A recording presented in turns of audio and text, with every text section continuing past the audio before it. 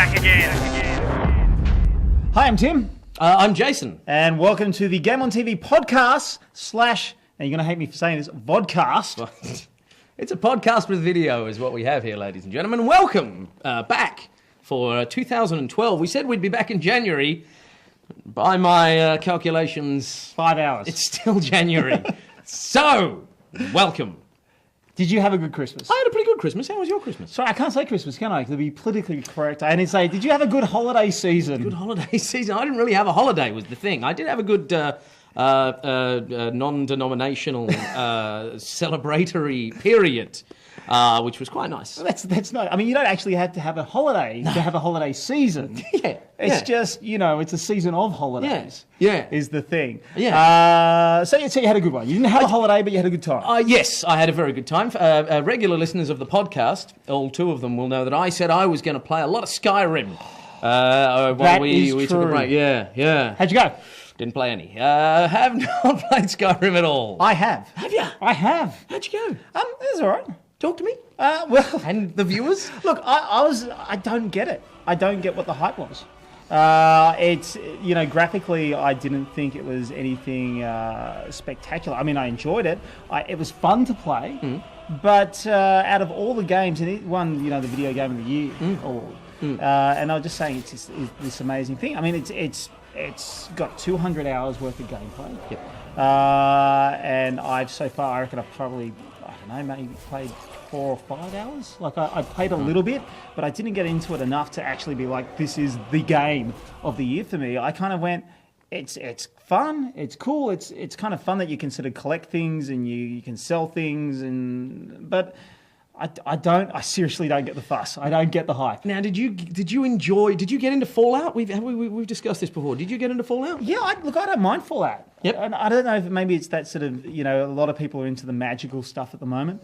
Yeah. And maybe that's what it is. Maybe it's it sort of seems to be etching away from the sci-fi sort of stuff and becoming more sort of, I guess...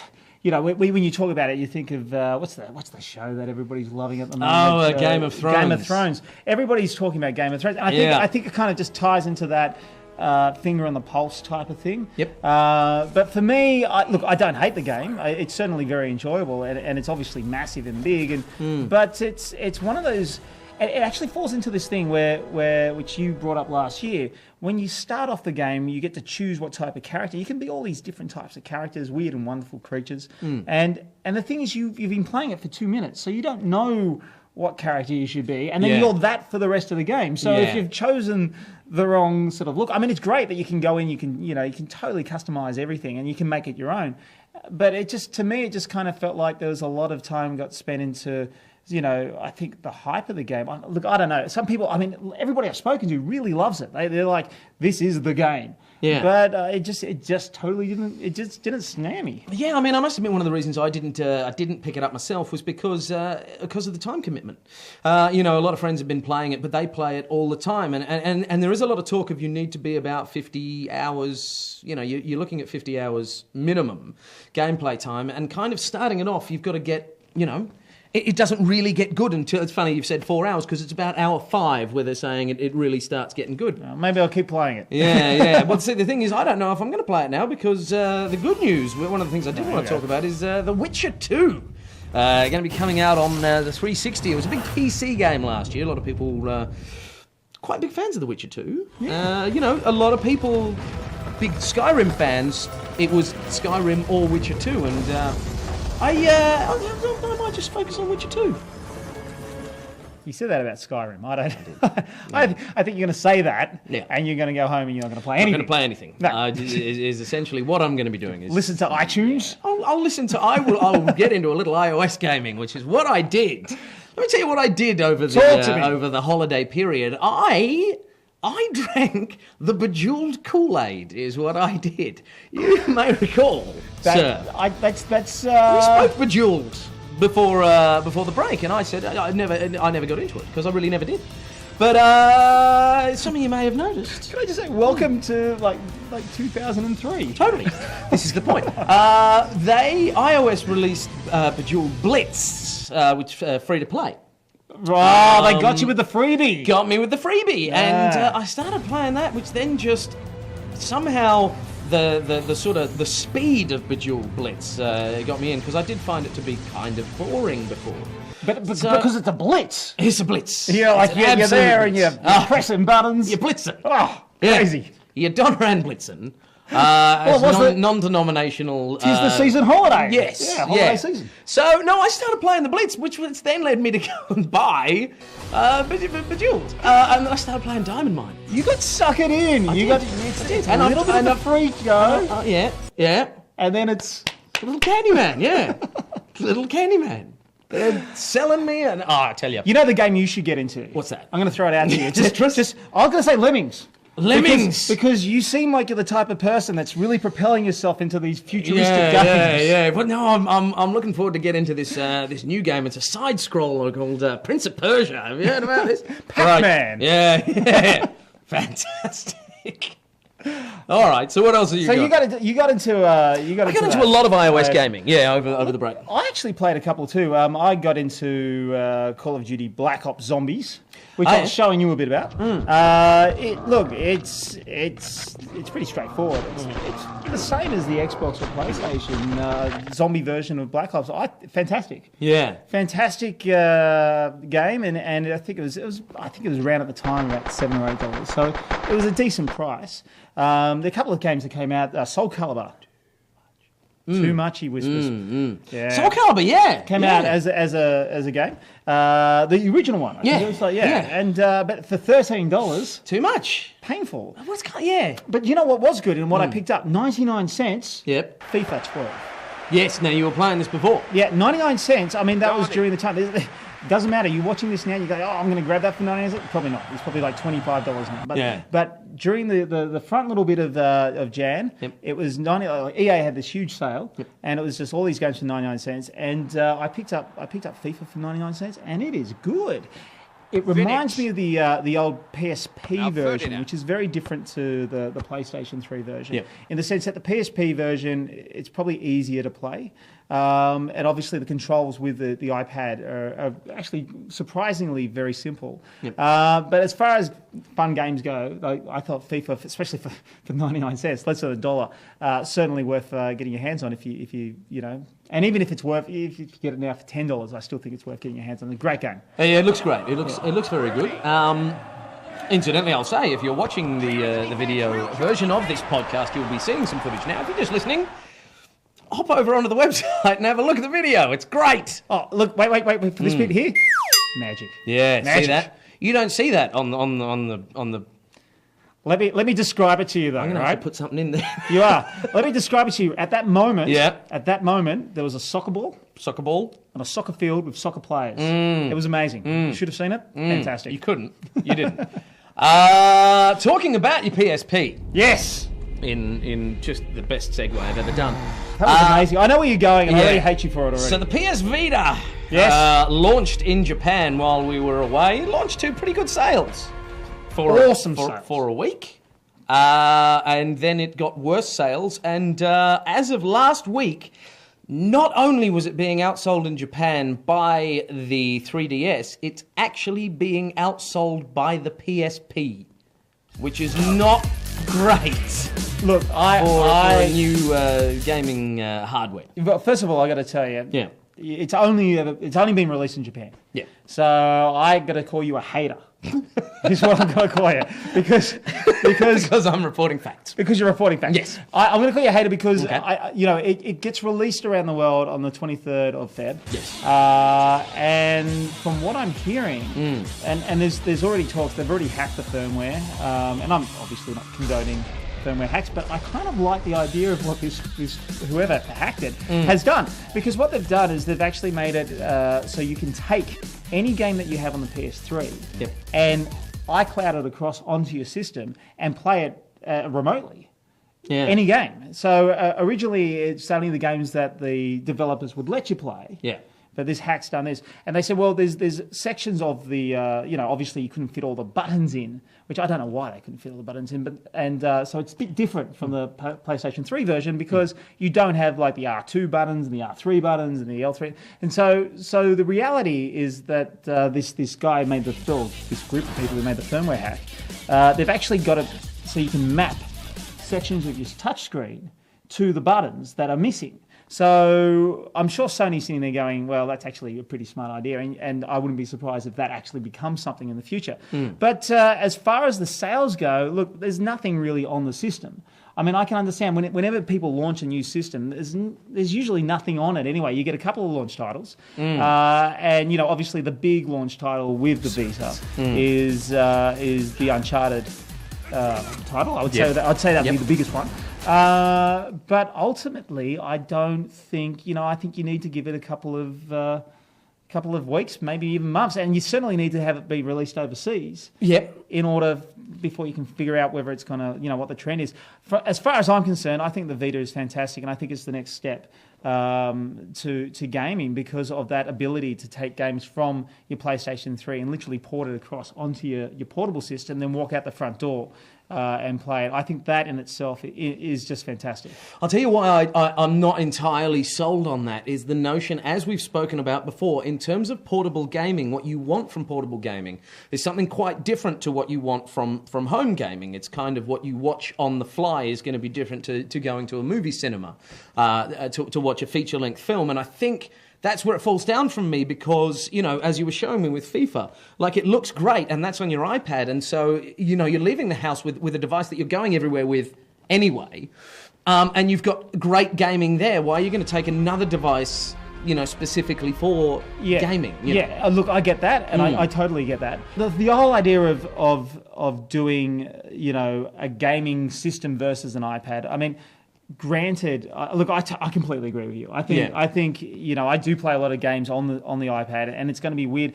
But I think ultimately, I think that the Vita it's not about having a portable gaming system. It's about an add-on to your PlayStation, and that's how I see it personally. But at a price that's more expensive than a PlayStation. Well, the thing is, as well as you said, this hack that you're talking about, it increases the value. In fact, that hack it's a good thing for Sony's marketing that you can play any of your PS3 games on the PS Vita, where, it wouldn't surprise me if somewhere down the line we find out that the hack came from within Sony's company. Speaking of the PS Vita, we do have, we got this Ubisoft release list of games coming out on February 12th. When does the Vita come out? February 12th? No, it comes out on the 23rd in the US, the 24th here, so it's the same day. We're a day ahead. And so, yes, it's the 24th. So a fortnight before it gets released. Ubisoft are releasing a couple of games, although it did get pushed, so maybe these will get pushed, although this is the latest releases that we've got. That's funny. Rayman Origins, which we were both big raps for. It was a great, fun game. Definitely check that out, although it's $69.95 for your PS Vita, which is, I would say, Rayman Origins, absolutely worth it. Also $69.95, Lumines. Now, Lumines. Yes. I love, don't get me wrong. I will play the heck out of Lumines on my Xbox. I don't know that I'm going to pay $70 for a portable version of Lumines. I think you want that to be a launch title for around about $10 to $15. Yeah. Look, see, this is where I'm spoiled because I'm in a fortunate situation where the games get sent to me. Yeah. So I get to play the games and go, what are you talking about? That's a great game. I'm going to take it everywhere I go. The reality is, at $70 price range, that is a little steep. It's pretty hefty for Lumines when you can get a lot of games very similar to that in the, $2 to $3 price point on a 99 cents to get FIFA. Yeah. You know what I mean? It's like, Yeah. I think that's going to be the major issue. Free for Bejeweled Blitz. It's like a drug, kids. Don't do it. Get into it. Oh, you'll love it. Avoid it. Oh, what else have we got? Well, see, we're using, if you're watching the you don't like the word vodcast, do you? But if you're watching the video, that's a podcast. Yeah. You'll see that we are actually going off our iPads. For all last year, that's exactly what we did. So we decided that when we did this, we're not going to change our style. You're just going to actually see how amateurish and hackish we are. Yeah, amateurish is a good adjective that I would use to describe the way we work. But anyway, here we are. I'll tell you what I did want to talk about. Yes, CES was on, the Consumer Electronics Show was on while we were taking a break. Oh, yeah. The last keynote from Microsoft at CES was apparently just quite dull. More or less a sad indictment on Microsoft going downhill. But what we did get was the Samsung Smart Window. Now, do you know much about this? I do. The Smart Window, I believe, is a window in the Samsung building, which you can open and close. Yeah. It lets in cool breeze. Very smart. It's very smart. It's a smart window. Is that... No. The Samsung Smart Window, it's going to come out soon for consumer usage. It is a window. A one-way window, so people on the outside can't see in, but you can see out, which is basically like an iPad, but a window. So you've got your internet and everything. You're doing Minority Report. You can even download blinds for it. I mean, you are serious. It's a window. Absolutely. It's all going here. You can see outside. Wow. I thought you were like... I thought you were being like Windows, as in like operating system. It is a window for your house. Wow. I don't know how it's going to go on a hot day. Probably going to break. They've created a window. Yep. Which you can then surf the net on. Yeah. Yeah, and I think their advertising campaign is going to be centered around it's time for a better window with better graphics. And better. That is your attack on their ad. Their advertising. I mean, I think everybody has seen this. The Samsung Galaxy Tab advertising. If you haven't seen it, just watch TV for 5 minutes. You'll see it where they're saying it's time for better graphics and better photos and all this sort of stuff. And the gist of the ad is attacking the iPad. And look, I'm an unashamed Apple fanboy and apologist. I will go there. But I think you're. Well, you like your iPad? I love my iPad, but I own an Android. Yeah, but, and you have a Samsung. I love Samsung TVs. Yeah, I don't have a Samsung window. No, you should get it. I probably will get it. Yeah, not happy with my Android though. No, and we'll get onto that in a moment. But let me just finish up the commercial thing. So they're saying it's time for a better, so on and so forth. Essentially, it's a covert attack on the iPad. But if you look at the necessary legal fine print. You will see that they're saying compared to their last tablet. So essentially, they've got this whole advert which is built around we've improved on what we made last year. Damn Skippy. That's the wonder of Samsung. Okay, so why are you unhappy about your Android? Well, I did the crazy thing. Yeah. Absolutely crazy thing. I own a Samsung Galaxy One, just the Galaxy S. The Samsung Galaxy S. Bought it outright. Thought, I'm just going to buy the thing. And then the Galaxy 2 came out. I went, damn, I should have waited an extra couple of weeks. I would have got the Galaxy 2. But got the Galaxy One. Better than the Galaxy One. It's time for a better phone. It was a bit, then the Nexus and then Galaxy 3's coming out, and I don't know where to start. But the thing is, I upgraded the firmware, which froze my phone. I mean, it literally killed my phone. I had to pay a company to reboot my phone and make it work again. And ever since that's happened, the battery life went to hell. Yeah. And the data, it wasn't receiving or still isn't receiving any data. So I can't go online. I mean, I've got a data plan that goes with the phone, but I can't access any of it. I can only access Wi-Fi when I'm in Wi-Fi range. So what's happened is I've spoken to Samsung and they said, put in this code. And I put in this code, it erased everything on my phone. Like everything's gone. Right. And what's happened is the battery life now works. Great. But the data still doesn't work. And they're like, well, you just have to bring it in. You'll lose your phone for a couple of days. And I just don't know when I can actually lose my phone for a couple of days. I've got so much stuff happening. Yeah. The idea of going, here, just take my phone for a week. Yeah. And it doesn't matter what happens in between now and then. Just smoke signals, people. Signals. So anyway, I have a foam cup with some string attached. It's got about 16 kilometres worth of string, so you should be all right. That's all over Sydney, really. Yeah, very good. But anyway, so we've in the break. Yeah. About the phones. Yeah. Oh no, I was about to throw to movies, but I'm not going to do that. I want to tell you, I got a little sneak peek about a week ago. Yeah. Of Tom Clancy's Ghost Recon Future Soldier. Yes. And, not to be confused with Tom Cruise's Ghost Protocol Soldier. No. nothing. It can be confusing. Could be confusing. There's actually some other Tom C's. which I can't tell you about because you weren't there. You didn't make it to the day. We had Didn't this make it. great day. We had to sign this NDA with some really exciting news. Can't even talk to you about it. But I can't talk to you about it either. NDA stands for not depressing at all. They have to sign a thing just saying, I'd love the day. It was not depressing at all. It actually wasn't depressing. It was nice. We went down to the to a firing range. Yes. And shot guns. Yeah, I know. And the thing is that I've realised about myself is that I'm one hell of a first-person shooter. But you put a loaded weapon in my hand, and I'm useless. Yeah, you're a big sissy when it comes to shooting a gun. And not only that, it's like I have the shakiest hands of the world is what I have. I look. Either shooting a gun or being a brain surgeon are two things that I should never really sort of look to the future as becoming. Did you get the sweats? I did get the sweats. It's kind of weird. There was this one, they had this rifle that you were shooting, and you kind of had it on a bean bag, like a shot bag. Okay. And I guess it's the beginning of how you learn how to shoot before you get prone, before you lie down on the ground and fire. And it's kind of cheating because you just kind of aim it to where it should be, and you just pull the trigger. And I was getting a couple of bullseyes with that. Yeah. But the pistol range, this is where I went really crappy, because what happened was that they said to me, well, we've changed the sights of your gun. Okay. So what we've done is we've made it so it's a bit narrower. So if you aim slightly above the target, somewhere in between the target, if you put this bit in the middle, you should get it right in the center.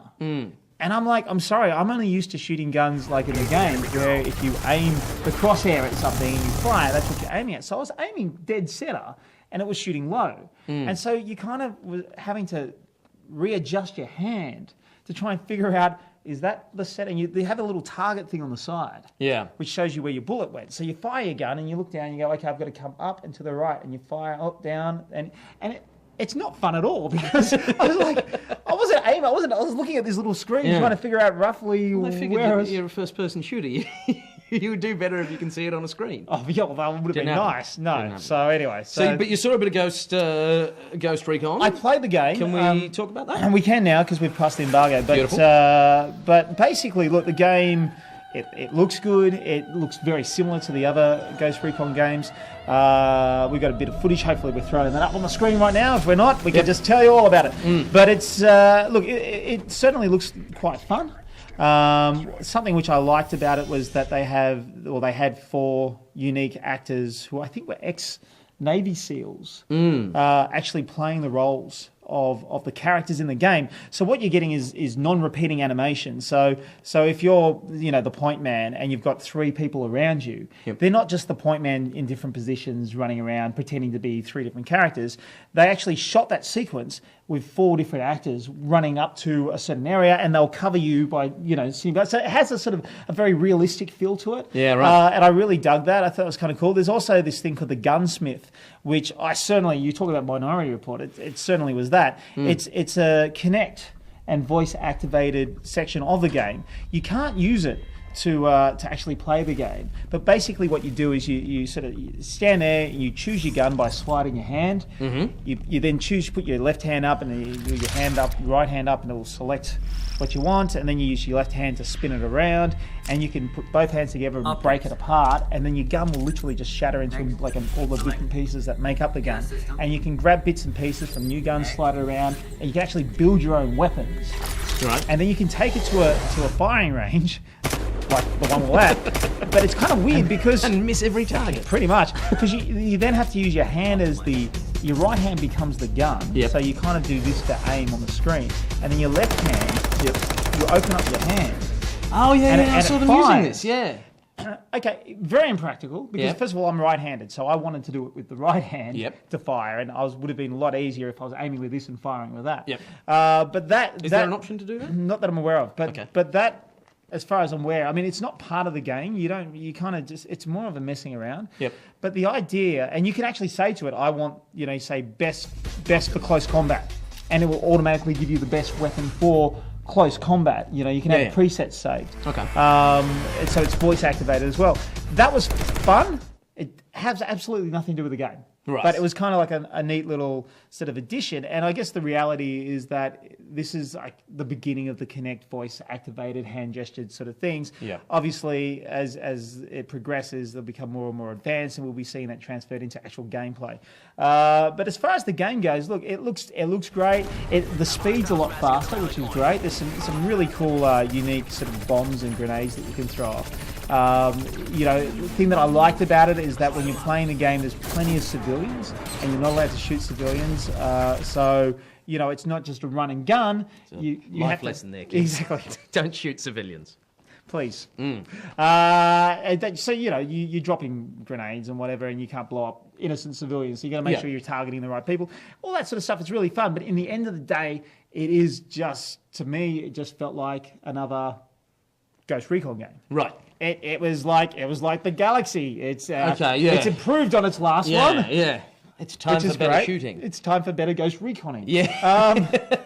So look, it is certainly an improvement. I enjoyed the game, but you are getting, people were complaining about the Modern Warfare 3 being the same as Modern Warfare 2. I mean, you are. This is a Ghost Recon game. It's the number 4 in the series, and if you're into Ghost Recon, this is it. You'll love it. Yeah.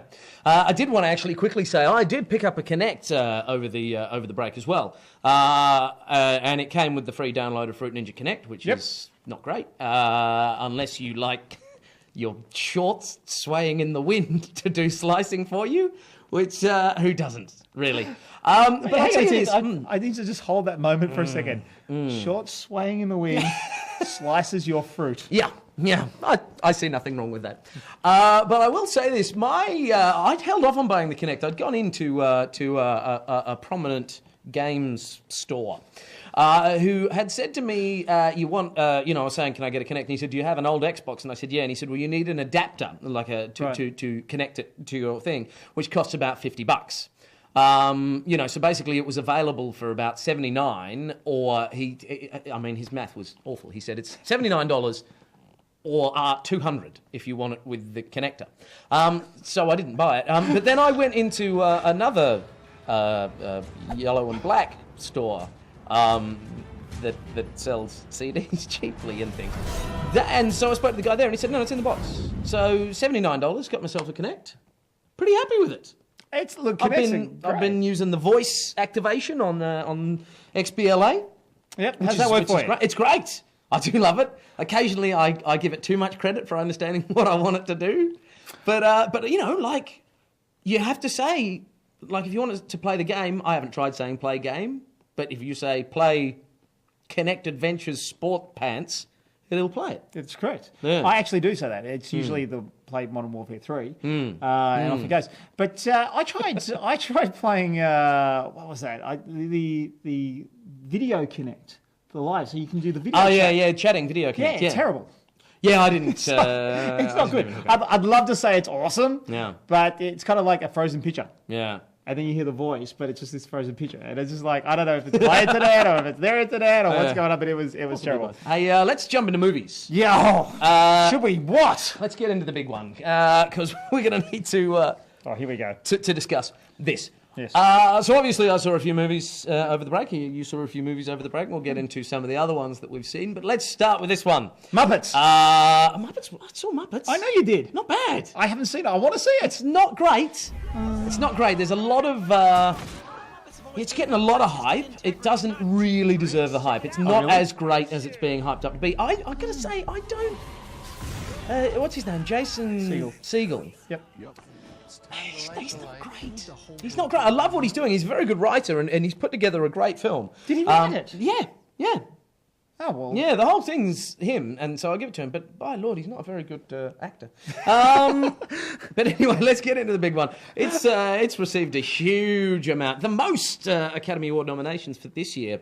Hugo, Martin Scorsese's Hugo. I love how you say that. Scorsese now. Yeah, I know. It used to be Martin Scorsese, but suddenly it's Martin Scorsese. Yeah. Martin Scorsese's Hugo. I enjoyed. Yep. None of it. You disagree? I think it's great. Let's talk about it. I I know where you're going to say. I mean, Yeah. there's certain things which I found very strange about the film. Yep. One, that it's a French film Yep. that's full of English actors speaking in British accents. Yep. I think that's the major issue that I had with it. You're right. But I personally thought it was a very nice fantasy. Some nice characters. I wasn't a huge fan of the Inspector, which was played by Sacha Baron Cohen? Yeah, I thought he was a very unlikable character, and ultimately he was, I guess, the action lead, really, and for him to be unlikable, it was a bit hard. I didn't actually want him to get with the girl that he ends up with, because he's a bit of a douchebag. He's not a nice guy, yeah. No, look, see, here's the thing. I saw it in 2D, which has become my litmus test. Basically, if you're trying to sell me on a film being good and it relies on being in 3D, then you haven't made a good film. You've made a good proof of concept. Disagree. Okay.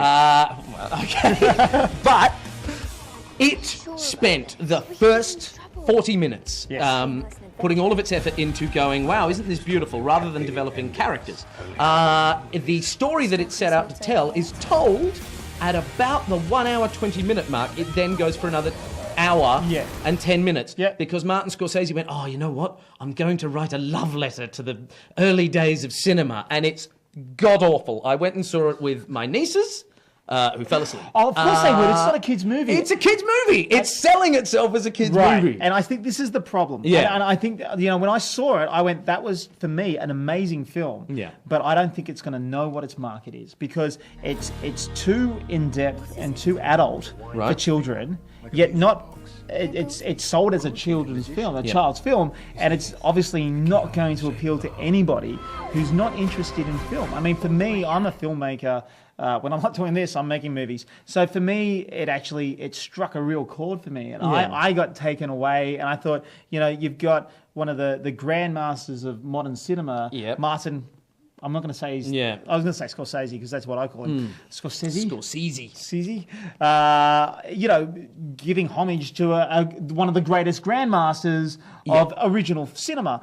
So for me, it felt very nice. But I completely understand what you're saying. Yes, you are correct. It didn't. I didn't know what I was watching for the first half of it. But I got to tell you. Watching it in 3D, amazing. Oh, listen, and absolutely, it's a great proof of concept. It is a great technical achievement, and if it wins technical awards, I'm all for it. The thing is, it's set out to try and be whimsical in the same way that Amelie is, and it fails at doing that. And the thing is, for something that's supposed to be a love letter to cinema, it's awful storytelling. It's bad storytelling in cinema, which is you go, well, that's kind of missing the main point. Well, is it not? I hear you. Yeah. I disagree, because I really like it, and I've got a sneaking suspicion so does the Golden Globes and the Academy. Yeah, they might, I think they're all on my page. The Academy love everything. What's it, 10 films now? I know. And I tell you this much, the girl from Descendants has not been nominated for Best Supporting Actress, and she should be. Well, let's... Descendants... I haven't seen that yet. It's great. I want to see it. She's very good. Look, because we're running right out of time for this, I want to go through a couple of things. First of all, I think the Sundance Film Festival should be banned. Yep. I think it's a very dangerous place to be. Did you hear about this? No. In the space of 24 hours during the Sundance Film Festival, we had Bingham Ray, who's a producer, very big independent producer. He started up, co-founded October Films, which became Focus Features, was the head of, at one stage, United Artists.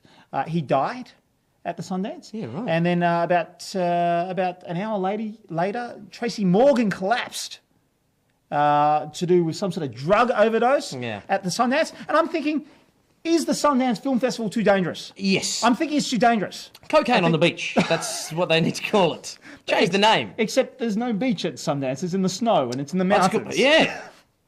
Too much snow. Too much snow. Too much snow is what it is. Anyway, that was one thing I just want to throw out there. Maybe it should be banned. And the second thing is, just to let you know, as of today, the signs went up. The parking spots went up. Arrested Development, the movie, the parking and the offices are there. So I guess movement's at the station. I think we're going to finally see that Arrested Development miniseries and all the original cast confirmed back. Yeah. So, exciting stuff. So that's kind of the last little bit of entertainment news. I'm sorry you didn't like Hugo. No, it's all right. It's I'll get over it. We're going to wrap it up there. Welcome back to the Game on TV podcast for 2012. You've possibly been watching it, and if you haven't, head on over to the website, check it out. Or, see what I look like. See what he looks like. Yeah, subscribe to the YouTube channel. It's good enough. If you want to send us an email, you can send it to gameontv.oz@gmail.com. Might not be. That's gameontv.oz@gmail.com. Until next time, I'm Jason. And I'm Hugo. We will see you online. Father of Day.